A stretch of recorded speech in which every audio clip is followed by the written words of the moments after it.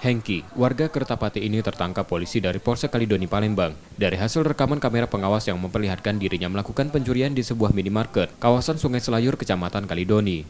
Pencurian ini sudah dilakukan tersangka berkali-kali di sejumlah lokasi dengan sasaran minimarket, dan sempat dihukum atas kasus serupa. Menurut keterangan polisi, tersangka mencuri saat minimarket tengah ramai hingga karyawannya lengah. Kemudian ia langsung menyusup naik ke lantai 2 tempat penyimpanan barang. Tersangka pun mengambil sejumlah barang, salah satunya 25 bal rokok yang ia masukkan ke dalam tasnya.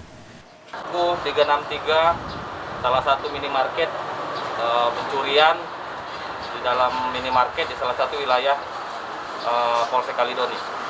Ya, dia mencongkel lewat dari pintu belakang. Pintu belakang salah satu. Menggunakan apa, Pak? Menggunakan ini obeng.